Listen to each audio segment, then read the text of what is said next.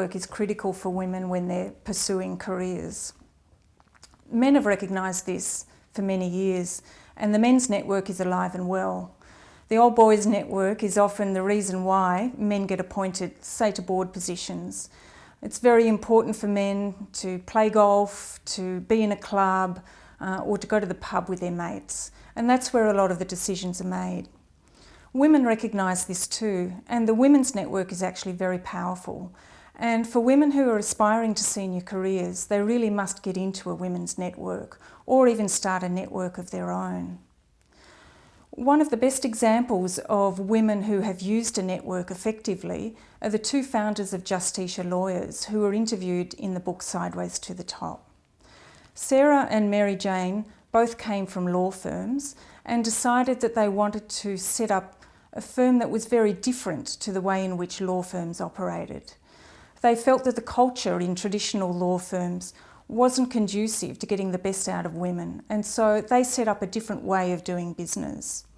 They've also connected extremely well with legal fraternities and groups throughout Australia and have used that to raise their own profile.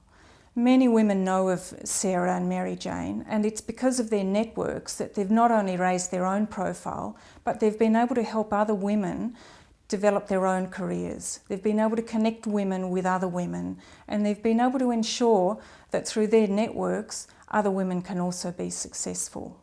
I think that's a great example of networks at work.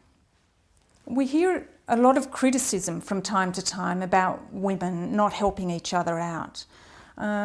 We hear about women saying, oh, once women get to the top, they pull the career ladder up and make sure that no one else gets there. We hear criticisms about what we call the queen bee syndrome, where you've got a woman who has got to the top and just likes to be the only woman there and won't help others get there.